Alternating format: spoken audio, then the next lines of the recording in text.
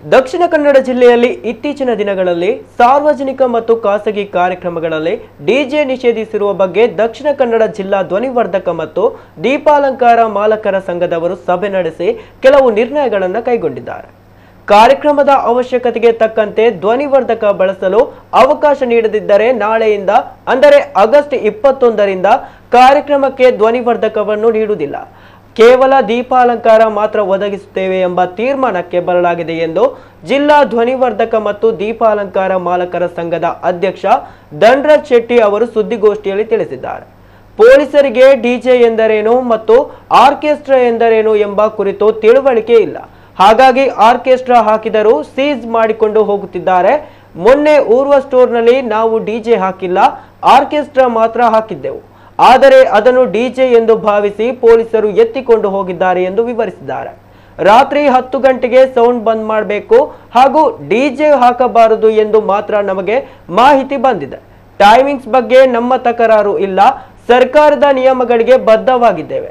DJ ನಿಷೇಧ ಮಾಡುವ ಬಗ್ಗೆ ಜಿಲ್ಲಾಡಳಿತ ತೀರ್ಮಾನ ತೆಗೆದುಕೊಳ್ಳುವಾಗ ನಮ್ಮನ್ನು ಸಭೆಗೆ ಕರೆದಿಲ್ಲ. ನಮ್ಮನ್ನು ವಿಶ್ವಾಸಕ್ಕೆ ತೆಗೆದುಕೊಳ್ಳಬೇಕಿತ್ತು. ಕಾರ್ಯಕ್ರಮಕ್ಕೆ ಸೇರುವ ಜನಸಂಖ್ಯೆ, ಸ್ಥಳ ಹಾಗೂ ಅವಶ್ಯಕತೆಗೆ ತಕ್ಕಂತೆ ಧ್ವನಿವರ್ಧಕ ಬಳಸಲು ಅವಕಾಶ ನೀಡಬೇಕೆಂದು ನಮ್ಮ ಬೇಡಿಕೆಯಾಗಿದೆ. ಪೊಲೀಸರು ಮತ್ತು ಸರ್ಕಾರ ಈ ಬಗ್ಗೆ ಗಮನ ಹರಿಸಬೇಕು ಎಂದು ಒತ್ತಾಯಿಸಿದ್ದಾರೆ. ಸುದ್ದಿಗೋಷ್ಠಿಯಲ್ಲಿ ಸಂಘದ ಸ್ಥಾಪಕ ಅಧ್ಯಕ್ಷ ಅಶೋಕ್ ಕುಮಾರ್, ಪ್ರಧಾನ ಕಾರ್ಯದರ್ಶಿ ಮಹೇಶ್ ಬೋಳಾರ್, ಗೌರವಾಧ್ಯಕ್ಷ ರಾಜಶೇಖರ ಶೆಟ್ಟಿ, ದಕ್ಷಿಣ ಕನ್ನಡ ಜಿಲ್ಲಾ ಶಾಮಿಯಾನ ಮಾಲಕರ ಸಂಘದ ಅಧ್ಯಕ್ಷ ಬಾಬು ಕೆ ವಿಟ್ಲ ಅವರು ಉಪಸ್ಥಿತರಿದ್ದರು.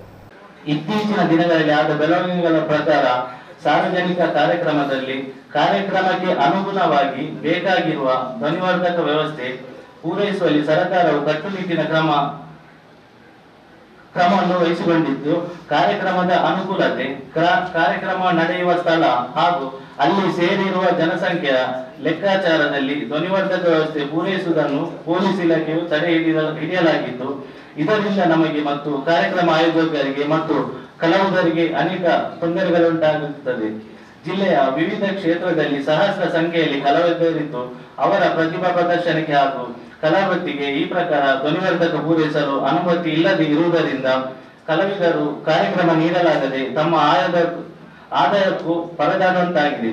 ಈ ಎಲ್ಲ ವಿಷಯವನ್ನು ಮನಗಂಡು ಇನ್ನು ಮುಂಬರುವ ಸಾರ್ವಜನಿಕ ಕಾರ್ಯಕ್ರಮಗಳಿಗೆ ಸೇರುವ ಜನಸಂಖ್ಯೆ, ಸ್ಥಳ ಹಾಗೂ ಕಾರ್ಯಕ್ರಮದ ಅವಶ್ಯಕತೆಗೆ ತಕ್ಕಂತೆ ಧ್ವನಿವರ್ಧಕ ಬಳಸಲು ಅವಕಾಶ ನೀಡದಿದ್ದಲ್ಲಿ ನಾವು ಸಂಸ್ಥೆಯ ಮಾಲಕರಾಗಿ ಹಾಗೂ ಸಂಘದ ಸದಸ್ಯರಾಗಿ ಎಲ್ಲರ ಒಮ್ಮತದ ಅಭಿಪ್ರಾಯದೊಂದಿಗೆ ಮುಂದೆ ನಡೆಯುವ ಸಾರ್ವಜನಿಕ ಕಾರ್ಯಕ್ರಮಗಳಿಗೆ ಅಂದರೆ ನಾಳೆಯಿಂದ 21/8/2025ರಿಂದ ಯಾವುದೇ ರೀತಿಯ ಧ್ವನಿವರ್ಧಕವನ್ನು ಸಾರ್ವಜನಿಕ ಕಾರ್ಯಕ್ರಮಗಳಿಗೆ ನೀಡುವುದಿಲ್ಲ ಎಂದು ಈ ಮೂಲಕ ಸ್ಪಷ್ಟಪಡಿಸುತ್ತಿದ್ದೇವೆ.